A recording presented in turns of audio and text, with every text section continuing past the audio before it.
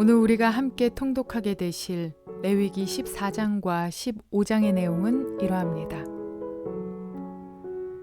나병에 걸린 환자들에게 병이 회복되었을 때 다시 이스라엘 공동체로 복귀하는 절차가 적힌 레위기 14장은 두말할 나위 없이 귀중한 복음일 것입니다. 다시 말해 레위기 13장과 14장에 나오는 대상들은 영원한 격리의 대상이 아니라 언제든 깨끗이 회복되는 날 다시금 끌어안아야 할 대상인 것입니다. 하나님께서는 나병에 걸렸던 환자가 병이 완치된 경우 제사장으로 하여금 절차가 복잡한 정결규례를 행함으로써 병의 완치를 선언하도록 하십니다. 정결규례를 통해 나병이 모두 완치되었음을 마을 사람들에게 공식적으로 알리고 그를 받아줄 수 있도록 차근차근 절차를 밟는 것입니다. 한편 레위기 14장 21절에 가난하여 그의 힘이 미치지 못하면 이라는 부분은 어려운 형편에 있는 이들도 하나님께 정성으로 제사를 드릴 수 있도록 기회를 넓게 열어주신 것입니다. 이 또한 하나님의 깊은 배려입니다. 회복된 나병 환자들은 자신의 형편에 맞게 기쁨으로 하나님께 제사를 드릴 수 있었습니다. 이어지는 15장에서는 성에 관해 발생하는 여러 가지 부정들과 정결법들에 대해 자세하게 알려주십니다. 성은 하나님께서 생명을 위해 인간에게 주신 아름다운 선물입니다. 하나님께서 약속하신 생육과 번성의 복, 그리고 가정의 평화와 안정은 건전한 성문화를 통해서 이루어질 수 있습니다. 그래서 하나님께서는 복으로 주신 성이 쾌락 도모의 수단으로 무분별하게 사용되는 것을 미리 방지하시려는 것입니다. 이러한 내용들을 기억하셔서 통독에 도움이 되시기를 바랍니다.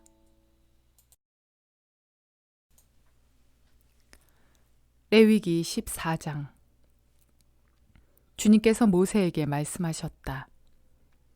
다음은 악성 피부병에 걸린 환자를 정하게 하는 날에 지켜야 할 규례이다. 사람들이 악성 피부병에 걸린 환자를 제사장에게로 데려가면 제사장은 진 바깥으로 나가서 그를 살펴보아야 한다. 그 환자의 악성 피부병이 나았으면 제사장은 사람들을 시켜서 그 환자를 정하게 하는 데 쓸 살아있는 정한 새 2마리와 백향목 가지와 홍색 털실 한 뭉치와 우슬초 한 포기를 가져오게 한다.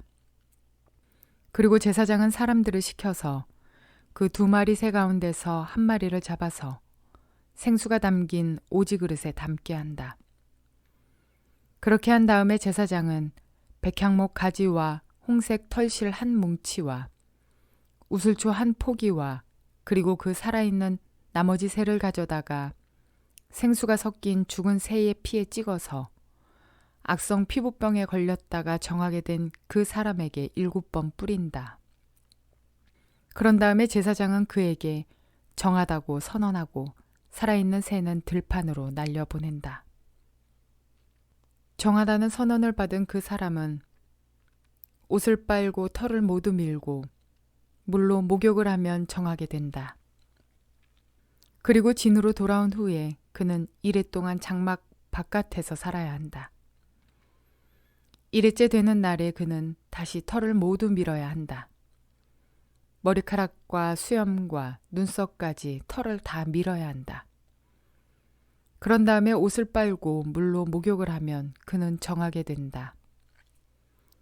8일째 되는 날에 그는 흠없는 순양 2마리와 흠없는 1년 된 어린 암양 1마리와 곡식제물로 바칠 기름 섞은 고운 밀가루 10분의 3 에바와 기름 1 록을 가지고 와야 한다.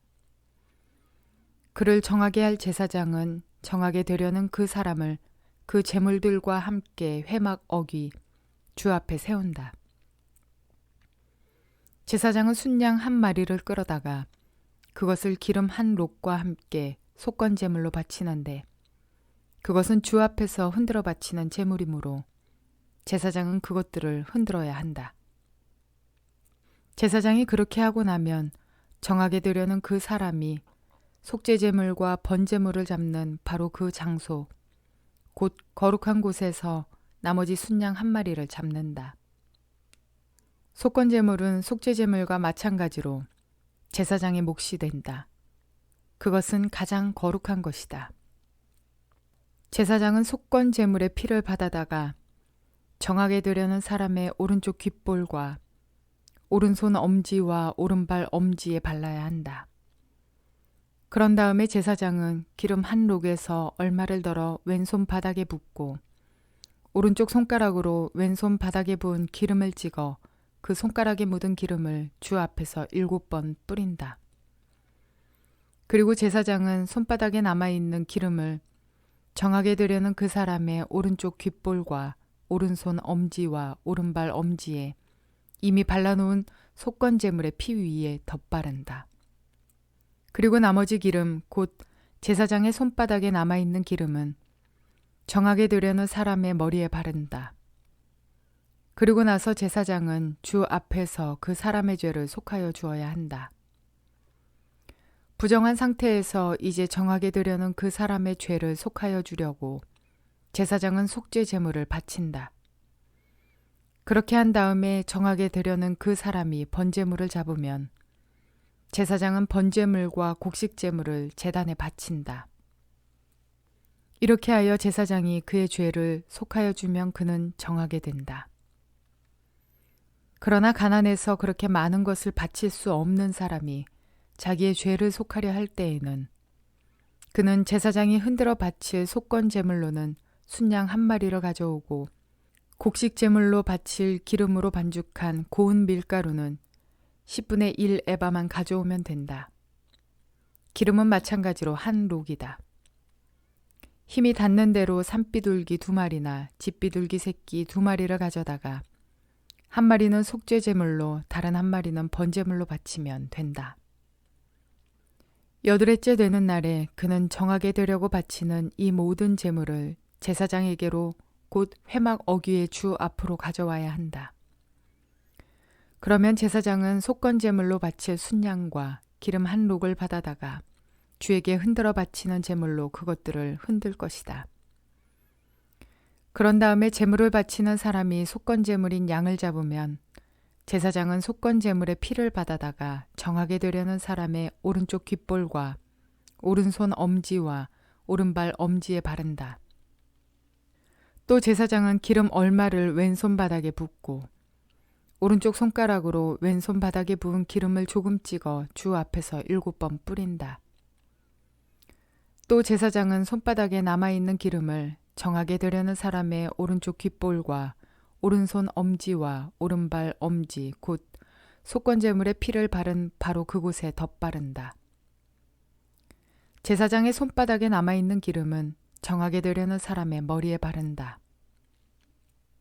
이렇게 하는 것은 제사장이 주 앞에서 그의 죄를 속하여 주려고 할 때 하는 것이다. 제사장이 이렇게 하고 나면 정하게 되려는 그 사람은 자기의 힘이 닿는 대로 가져온 산비둘기나 집비둘기 새끼 가운데서 힘이 닿는 대로 한 마리는 속죄제물로 다른 한 마리는 번제물로 곡식제물과 함께 바친다. 그러면 제사장은 정하게 되려는 그 사람의 죄를 주 앞에서 속한다. 이상은 악성 피부병에 걸린 사람이 정하게 되는 예식을 치르면서 넉넉한 제물을 바칠 수 없을 때에 지킬 규례이다. 주님께서 모세와 아론에게 말씀하셨다. 나 주가 너희에게 유산으로 준 가나안 땅으로 너희가 들어가서 그 땅을 차지하였을 때에 나 주가 내린 악성 곰팡이가 너희가 유산으로 받은 땅에 있는 어떤 집에 생기거든 그 집 임자는 제사장에게로 가서 집에 곰팡이가 보인다고 알려야 한다.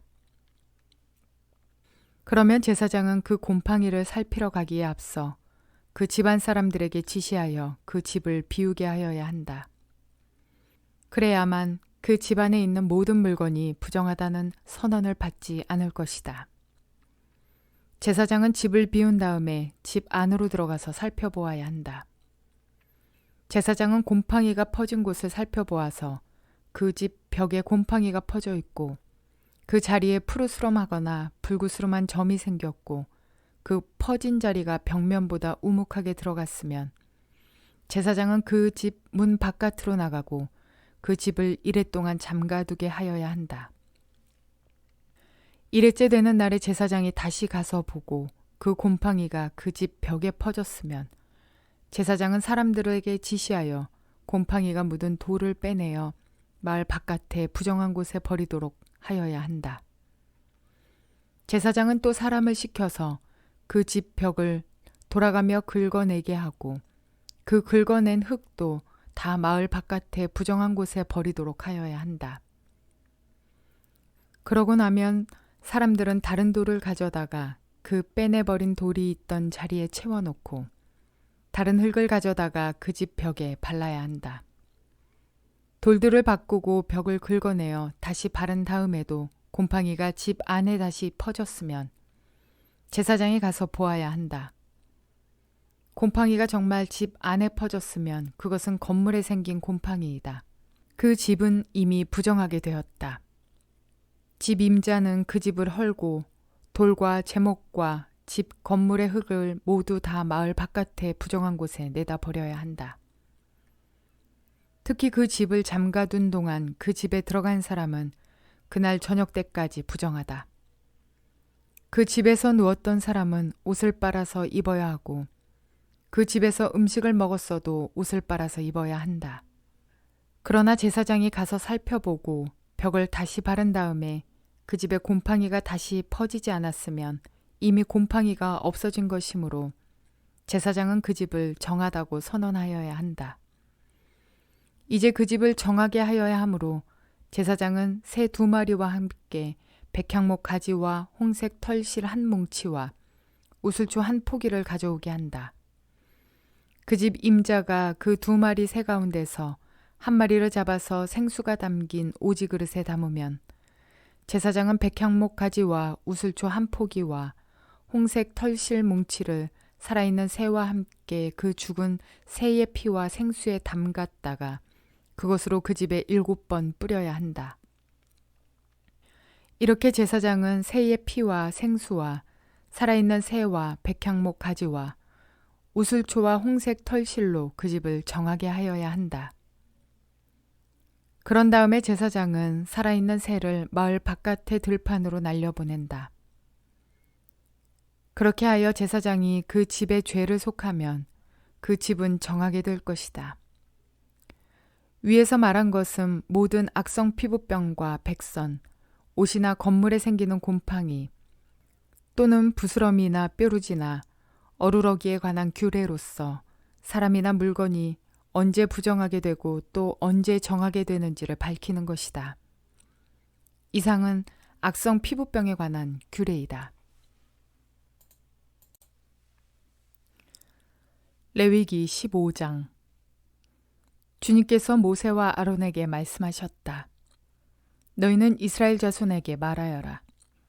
그들에게 이렇게 일러라. 어떤 남자가 성기에서 고름을 흘리면 그는 이 고름 때문에 부정하다. 다음은 고름을 흘리는 남자와 관련하여 부정하게 되는 경우들을 밝힌 규례이다.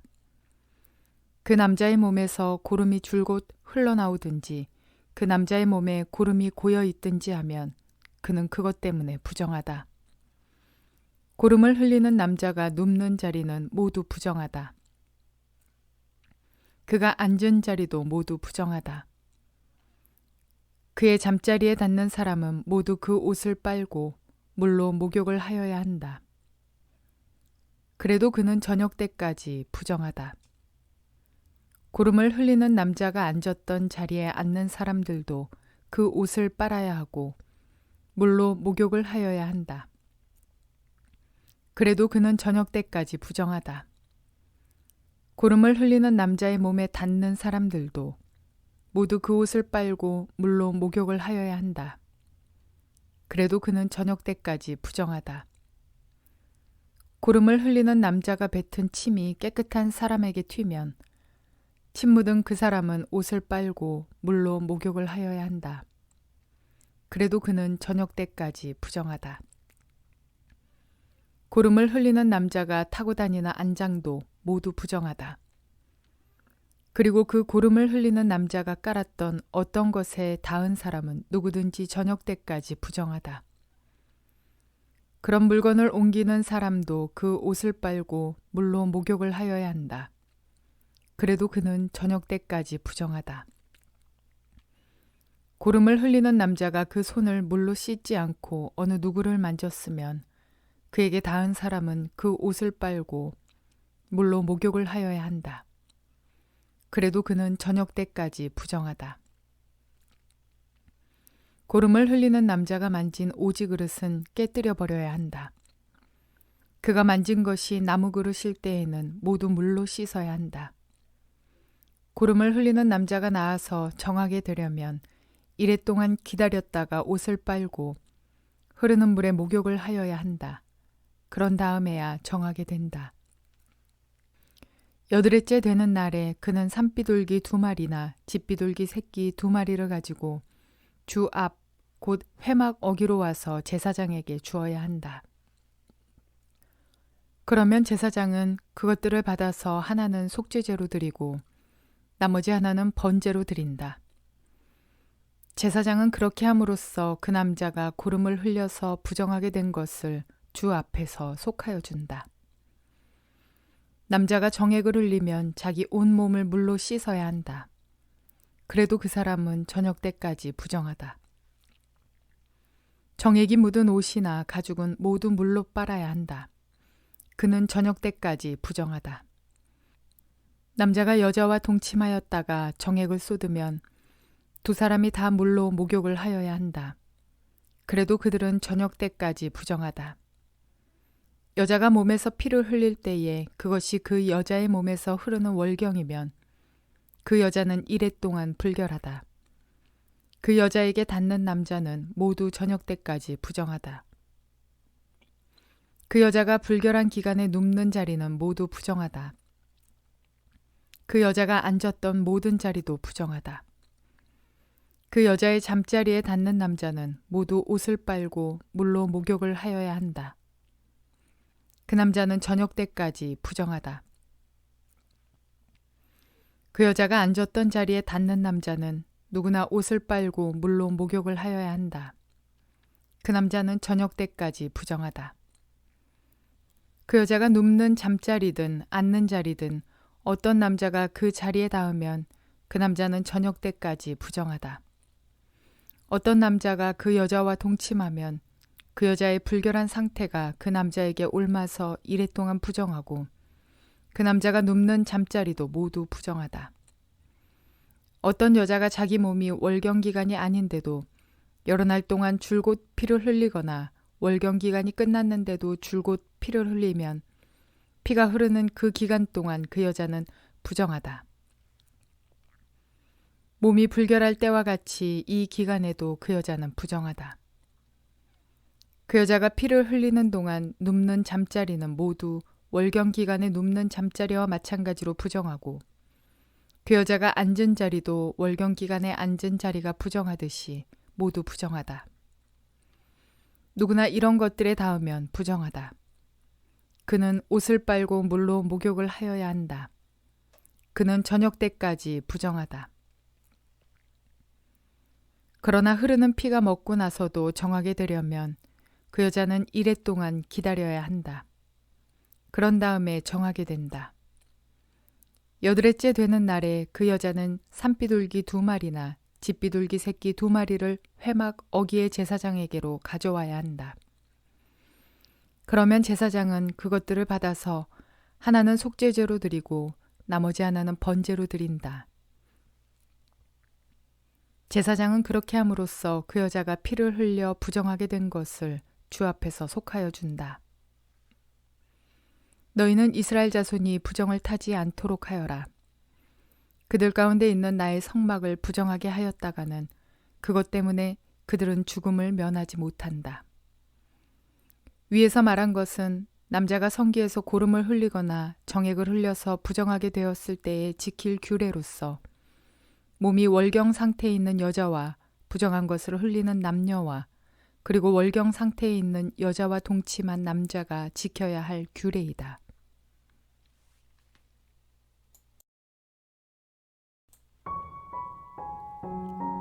하나님께서 태초에 사람을 창조하실 때 남자와 여자를 창조하시고 생육하고 번성하라고 말씀하셨습니다. 이렇듯 생명을 탄생시키는 성이라는 것은 하나님께서 우리에게 허락하신 아름다운 선물입니다. 따라서 하나님께서 특별히 허락하신 남자와 여자의 모습을 가진 우리는 서로의 다름을 인정하고 받아들여 아름다운 성문화를 만들어 나가야 하는 책임을 가지고 있습니다. 만약 이 부분이 올바르지 못하다면 공동체의 평화와 질서를 깨트릴 수 있는 소지가 많기 때문입니다. 생명 탄생을 위한 아름다운 선물을 한순간의 쾌락을 위한 도구로 삼는 것은 하나님께서 태초에 계획하셨던 본래의 뜻에 어긋나는 것입니다. 우리는 하나님께서 태초에 아름다운 계획과 목적으로 우리를 창조하셨음을 기억해야 할 것입니다. 성에 관한 쾌락과 문란함이 마땅한 시대가 되어서 분별하기 어려워지고 말았습니다. 교회라고 해서 예외는 아닙니다. 특별히 성에 관하여 거룩이라는 구별된 삶을 살기 위한 청소년들과 청년들의 순종과 노력은 이제 세상에 나아가서는 어리숙한 바보 취급을 받는 시대가 되어버렸기 때문입니다. 그러나 우리가 세상 유혹 속에서 끝까지 말씀을 붙잡고 순종의 삶을 살아갈 때 주님께는 영광이며 세상을 변화시키는 귀한 통로가 될 것입니다. 하나님의 창조의 뜻과 복의 명령을 끝까지 준행하는 온전한 그리스도인 되시기를 주님의 이름으로 축원을 드립니다.